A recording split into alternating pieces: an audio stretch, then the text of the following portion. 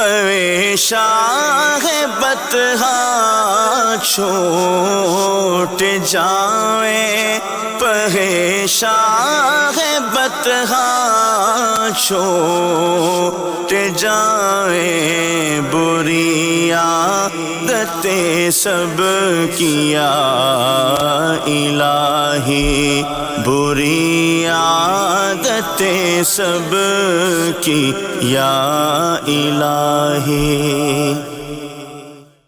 الحمدللہ رب العالمین والصلاة والسلام علی خاتم النبیین، اما بعد فاعوذ باللہ من الشیطان الرجیم، بسم اللہ الرحمن الرحیم۔ الصلاة والسلام علیک یا رسول اللہ وعلی آلک واصحابک یا حبیب اللہ، الصلاة والسلام علیک یا نبی اللہ وعلی آلک واصحابک یا نور اللہ۔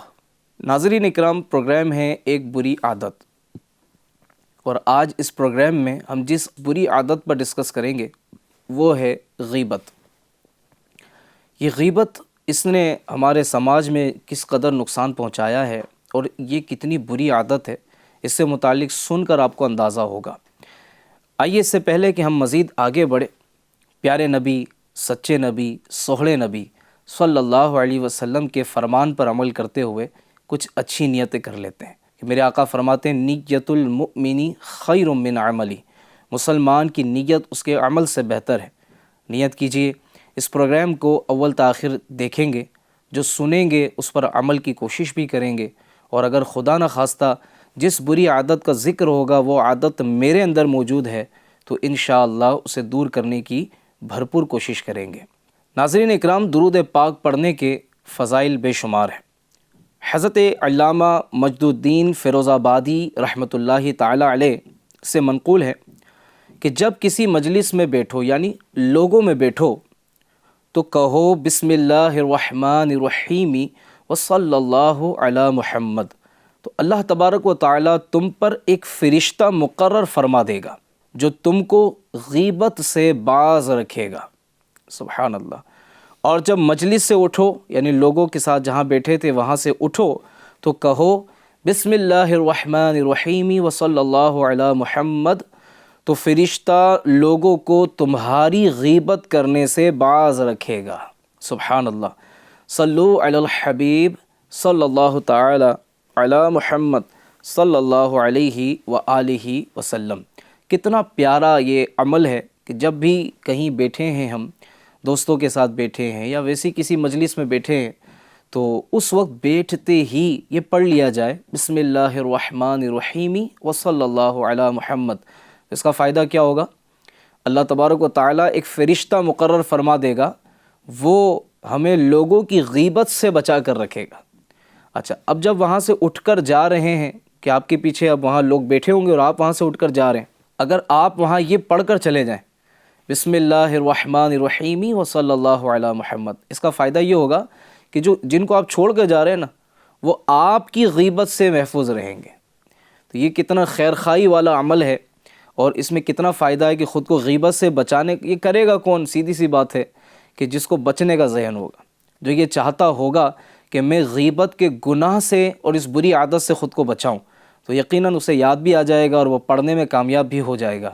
ورنہ جس کو غیبت میں مزہ آتا ہے، غیبت میں لذت ملتی ہے، انہیں بعض مرتبہ چیزیں یاد نہیں رہتی، کیونکہ بزرگوں نے فرمایا ہے کہ غیبت میں جو ہے نا وہ شراب کی طرح نشہ اور کھجور کی طرح مٹھاس ہے۔ جی ہاں، کہ جب بندہ غیبت کرتا ہے نا کسی کی، تو اس کو ایسی لذت مل رہی ہوتی ہے، ایسا مزہ آ رہا ہوتا ہے، اس کو جیسے کوئی ایسی مٹھاس مل رہی ہوتی ہے کہ بولتے بولتے 2 گھنٹے 3 گھنٹے نکل جاتے ہیں غیبتیں کرتے کرتے، اور پھر جب بندہ اٹھتا ہے تو اس کو احساس ہوتا ہے کہ ارے اتنے سارے گناہوں کا گٹھرا لے کر پلٹا، میں اتنی ساری غیبتیں کر بیٹھا۔ یاد رکھیے گا، غیبت اور تہمت یہ دونوں میں فرق ہے۔ غیبت کسے کہتے ہیں؟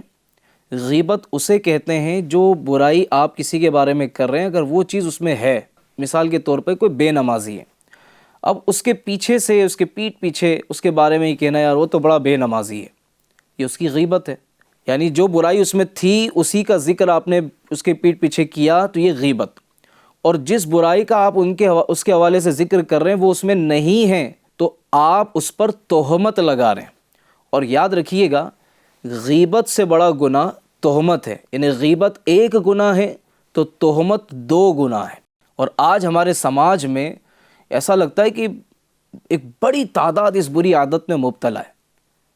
کیا دینی ذہن رکھنے والے لوگ، کیا دنیاوی ذہن رکھنے والے لوگ شادی میں، گھر میں، دکان میں، بازار میں، بلکہ سفر میں جگہ جگہ غیبتوں کا سلسلہ ہوتا چلا جا رہا ہے۔ ناظرین اکرام، ماں باپ، بھائی بہن، میاں بیوی، ساس بہو، سسر داماد، نند و بھاوج، بلکہ اہل خانہ و خاندان، نیز استاد و شاگرد، سیٹ و نوکر، تاجر و گراہک، افسر و مزدور، مالدار و نادار، حاکم و محکوم، دنیا دار ہو یا دیندار، بوڑھا ہو یا جوان، الغرض تمام دینی اور دنیاوی شعبوں سے تعلق رکھنے والے مسلمانوں کی بھاری اکثریت اس وقت غیبت کی خوفناک آفت کی لپیٹ میں ہے۔ 100 کروڑ افسوس، بے جا بک بک کی عادت کے سبب آج کل ہماری کوئی مجلس، کوئی بیٹھک عموماً غیبت سے خالی نہیں ہے۔ بہت سارے پرہیزگار نظر آنے والے لوگ بھی غیبت سے اپنے آپ کو نہیں بچا پاتے۔ ماتھے پر نماز کا نشان بھی ہے، نمازی بھی ہیں، جناب لوگوں کو اچھی باتوں کی طرف بلا بھی رہے ہیں، بہت سارے اچھے کام بھی کر رہے ہیں، لیکن غیبت بھی کر رہے ہیں۔ تو یاد رکھیے گا ایسا شخص نیک پرہیزگار کہلانا تو دور کی بات ہے، ایسا شخص گناہ گار اور عذاب نار کا حقدار ہے۔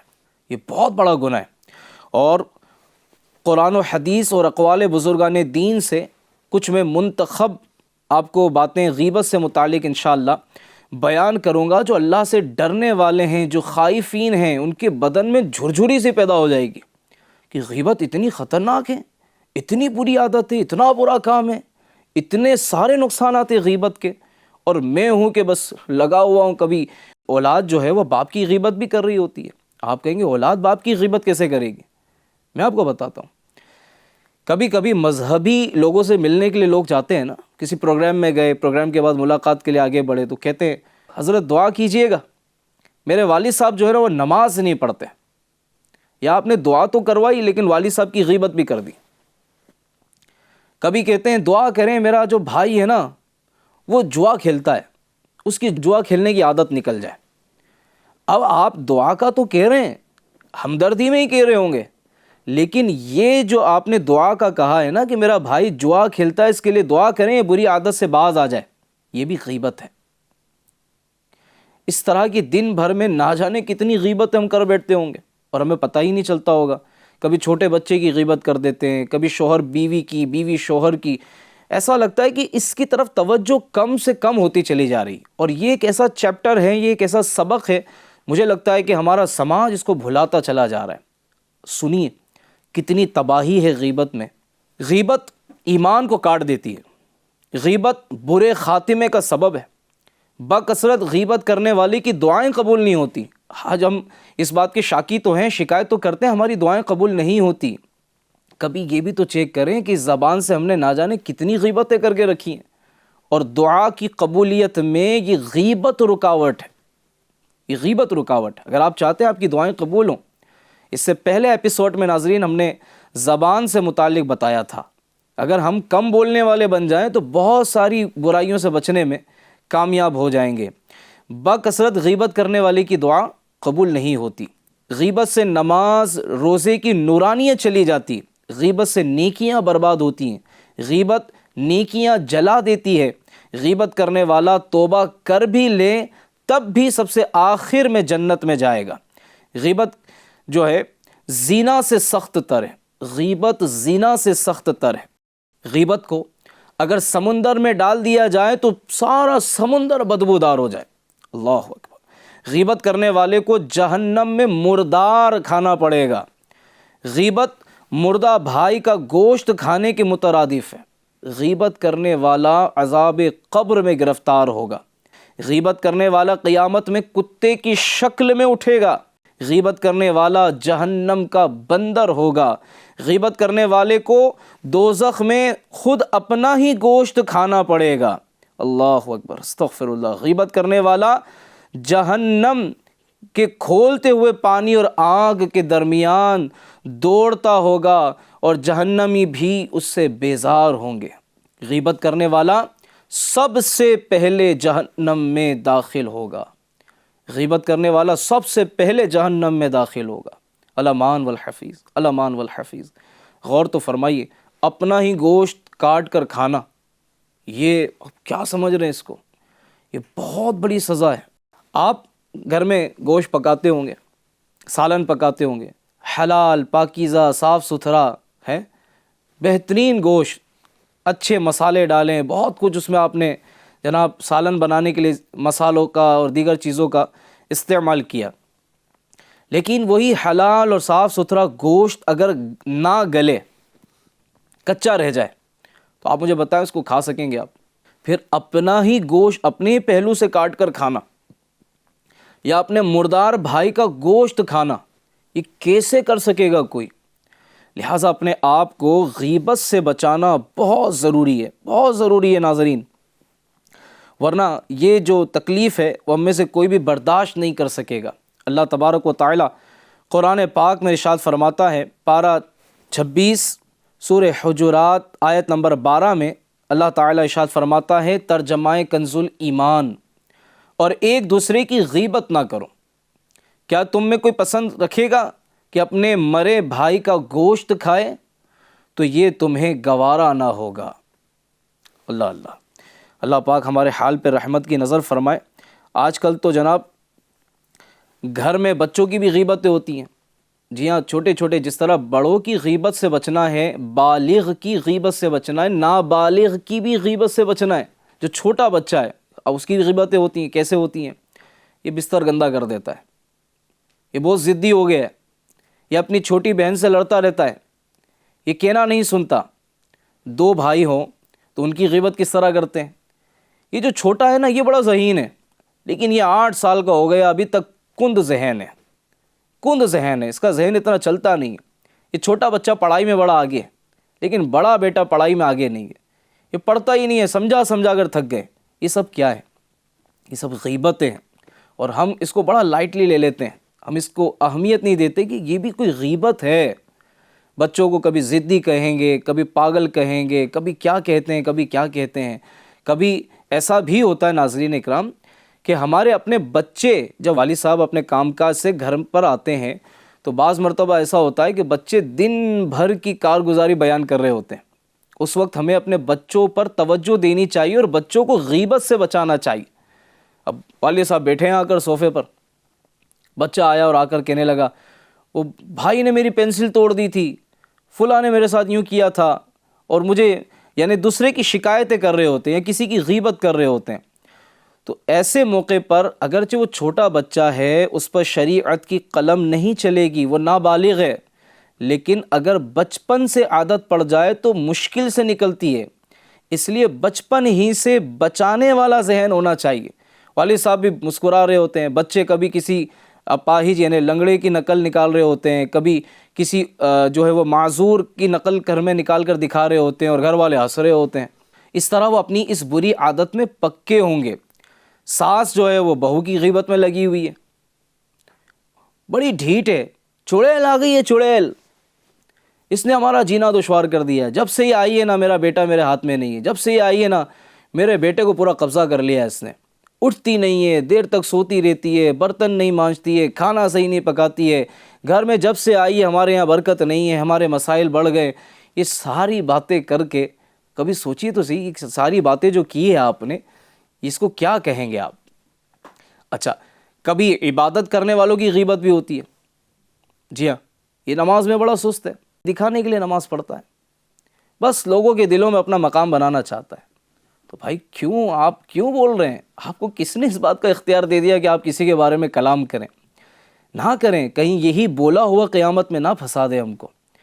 ایک بزرگ تھے، تو وہ اپنے بیٹے کے ساتھ کہیں سفر پر گئے، قافلے نے ایک جگہ پر پڑاؤ کیا، رکے ہوں گے۔ اب رات کے کسی وقت میں تہجد کا وقت ہوا تو والد صاحب اور بیٹے صاحب دونوں اٹھے، لیکن جو دیگر رفقا تھے، جو دیگر ساتھی لوگ تھے، ساتھ والے تھے، وہ نہ اٹھے نا۔ تو بیٹے نے اپنے باپ سے کہا، ابا دیکھو تو صحیح کیسے مردے کی طرح سو رہے ہیں، ان کو اتنی بھی توفیق نہیں کہ اٹھ کر 2 رکعت تہجد ہی پڑھ لے۔ تو والد صاحب تھے، سبحان اللہ، اللہ والے تھے، کہنے لگے بیٹا تو بھی سویا رہتا تو اچھا رہتا، کہ تو اٹھ کر غیبت میں مبتلا ہو گیا، تو نے پڑھی تو صحیح، عبادت تو کی، نماز تو پڑھی، لیکن غیبت بھی کر لی، تو تجھے اس کی کہاں نورانیت اور روحانیت ملے گی؟ تو اس طرح نہ جانے دن بھر میں کتنی غیبتیں ہم سے ہو جاتی ہوں گی۔ اے میرے پیارے پیارے ناظرین اکرام، کوشش کیجئے کہ یہ جو مثالیں میں نے آپ کی خدمت میں پیش کی ہیں، اگر ان مثالوں کو ہم اپنے ذہن میں رکھیں گے اور ان سے بچنے کی کوشش کریں گے تو انشاءاللہ الکریم اللہ نے چاہا تو غیبت سے ہمارے لیے بچنا بھی آسان ہو جائے گا اور ہم دوسروں کو بچانے میں بھی کامیاب ہو جائیں گے۔ اور یہی غیبت کی وجہ سے گھر گھر میدان جنگ بنا ہوا ہے، غیبت کی وجہ سے ہے نا، اس کی اور اس کی غیبت کرنے کی وجہ سے دلوں میں نفرت بیٹھ جاتی ہے، لڑائی جھگڑے ہوتے ہیں۔ میرے آقا صلی اللہ علیہ وآلہ وسلم کا فرمان میں آپ کو سناتا ہوں، دل کے کانوں سے سنیے گا۔ پیارے پیارے نبی مکی مدنی رسول عربی صلی اللہ علیہ وسلم کا فرمان عبرت نشان ہے۔ میں شب معراج ایسی قوم کے پاس سے گزرا جو اپنے چہروں اور سینوں کو تانبے کے ناخنوں سے نوچ رہے تھے۔ میں نے پوچھا، اے جبرائیل یہ کون لوگ ہیں؟ کہا، یہ لوگوں کا گوشت کھاتے یعنی غیبت کرتے تھے اور ان کی عزت خراب کرتے تھے۔ مفتی احمد یار خان رحمۃ اللہ تعالی علیہ فرماتے ہیں، ان پر خارش کا عذاب مسلط کر دیا گیا تھا اور ناخن تانبے کے دھاردار نکیلے تھے، ان سے سینہ چہرہ کھجاتے تھے اور زخمی ہوتے تھے۔ خدا عز و جل کی پناہ، یہ عذاب کیسا سخت عذاب ہے۔ کبھی تنہائی میں غور کیجئے کہ ہماری کمزوری کی حالت تو یہ ہے کہ معمولی خارش بھی ہم سے برداشت نہیں ہوتی، ناخن کا معمولی چرکا یعنی ہلکا سا چیرا بھی سہا نہیں جاتا، تو اگر غیبت کر کے بغیر توبہ کیے مر گئے اور تانبے کے ناخنوں سے چہرہ اور سینہ چھیلنے اور نوچنے کی سزا دی گئی تو اس سخت ترین اذیت کی سہار کیوں کر ممکن ہوگی؟ غیبت کے ایک اور دل ہلا دینے والے عذاب کی روایت سنیے اور خوف خدا سے کانپیے۔ سیدنا ابو سعید خدری رضی اللہ عنہ روایت کرتے ہیں، سرکار مدینہ صلی اللہ علیہ وسلم کا فرمان عبرت نشان ہے، جس رات مجھے آسمانوں کی سیر کرائی گئی تو میرا گزر ایک ایسی قوم پر ہوا جن کے پہلوؤں سے گوشت کاٹ کر خود انہی کو کھلایا جا رہا تھا۔ انہیں کہا جاتا، کھاؤ، تم اپنے بھائیوں کا گوشت کھایا کرتے تھے۔ میں نے جبرائیل علیہ السلام سے پوچھا، یہ کون ہے؟ آقا کریم، یہ لوگوں کی غیبت کیا کرتے تھے۔ اللہ تعالی ہمیں زبان کی حفاظت کی توفیق عطا فرمائے۔ واقعی یعنی یہی سمجھ میں آتا ہے کہ چپ رہنے والا بہت ساری آفتوں سے بچنے میں کامیاب ہو جاتا ہے، ورنہ کبھی سسرال والوں کی غیبتیں، کبھی مائکے والوں کی غیبتیں، کبھی شوہر کم کماتا ہو تو شوہر کی غیبتیں، شوہر فرمائشیں پوری نہ کرتا ہو تو شوہر کی اس معاملے میں غیبتیں، بچے ستاتے ہیں تو بچوں کی غیبتیں۔ یعنی ایک بہت بڑے عالم دین ہیں، انہوں نے امیر اہل سنت کی ایک بڑی اہم کتاب جس کا نام غیبت کی تباہ کاریاں ہے، امیر اہل سنت دامت برکاتہم العالیہ نے 1800 سے زیادہ مثالیں اس میں لکھی ہیں۔ جی ہاں، 1800 سے زیادہ مثالیں لکھی ہیں۔ امیر اہل سنت کی اس کتاب کو جب ایک عالم صاحب کی خدمت میں پیش کیا گیا، انہوں نے اس کا مطالعہ کیا تو ہماری رہنمائی کے لیے اپنے جو فیڈ بیک و تاثرات عطا فرمائے، وہ کچھ اس طرح کے تھے کہ جب میں نے کتاب کو پڑھا تو مجھے اندازہ ہوا کہ شاید ہر پیج پر جو یہ کتاب پڑھے گا، ہر پیج پر توبہ اور استغفار کرے گا کہ ہماری تو زندگی کا اکثر حصہ غیبت میں گزر گیا۔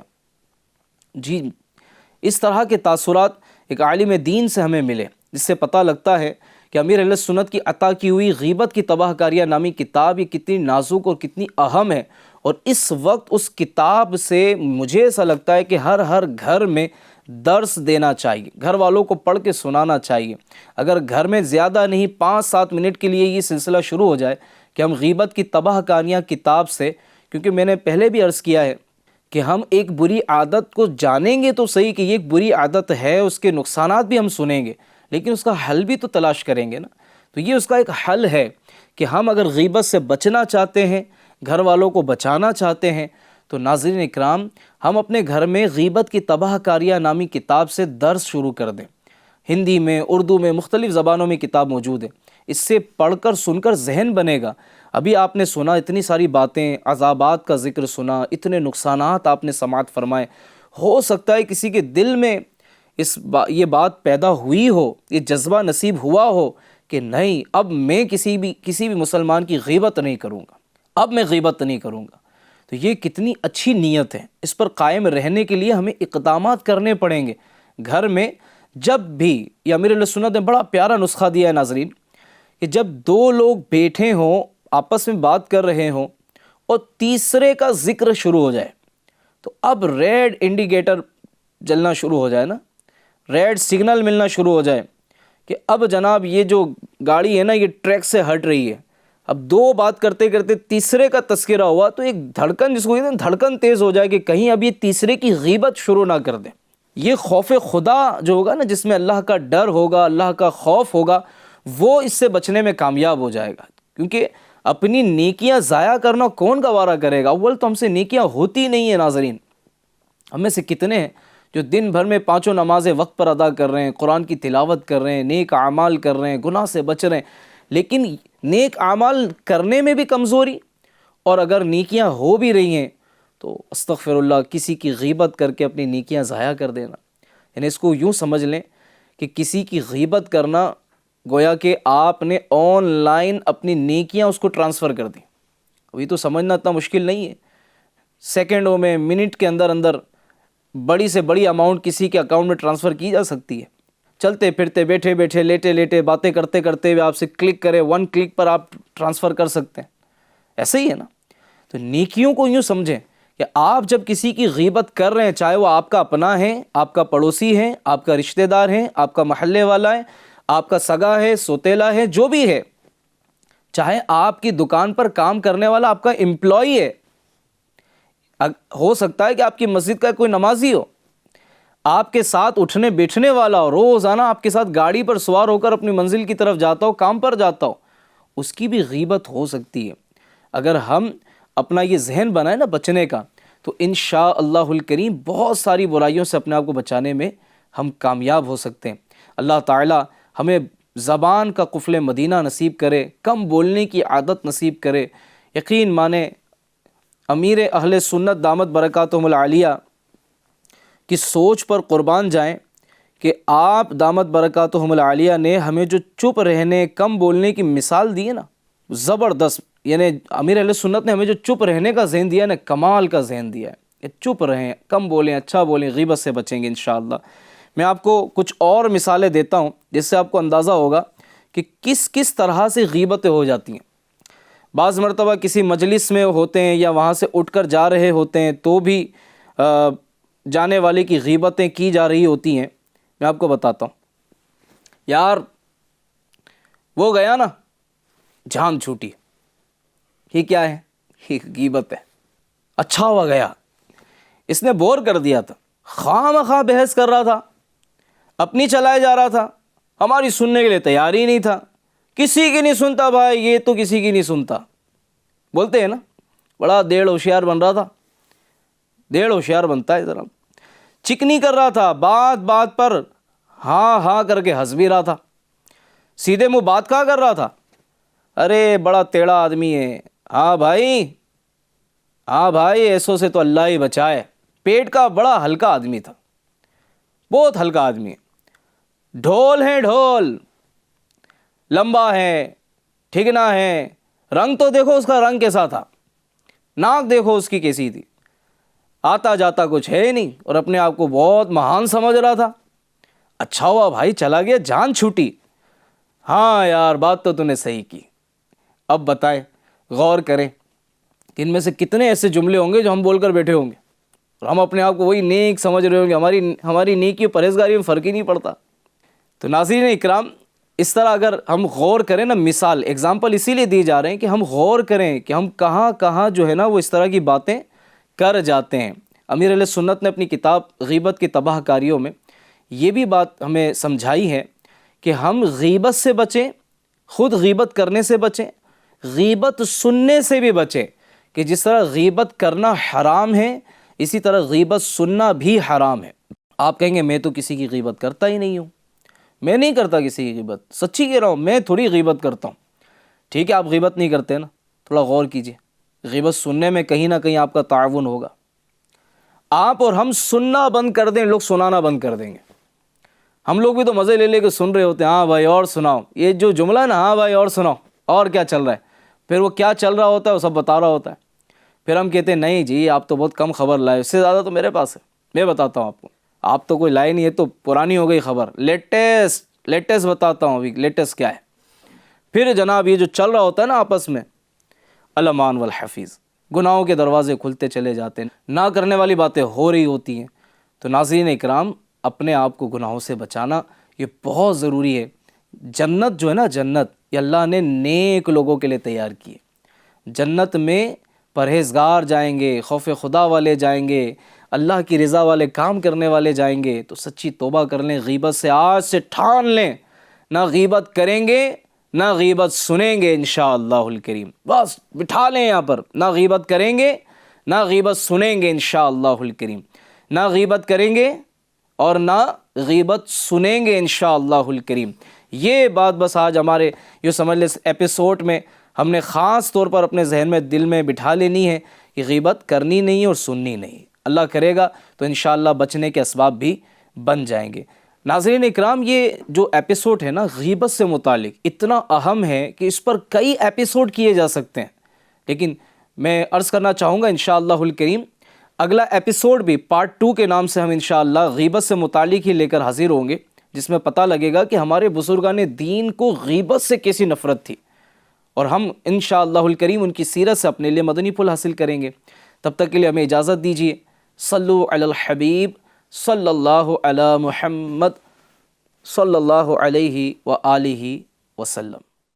پریشاں ہے بطحا چھوٹ جائیں، پریشاں ہے بطحا چھوٹ جائیں، بری عادتیں سب کیا الہی، بری عادتیں سب کی یا الہی۔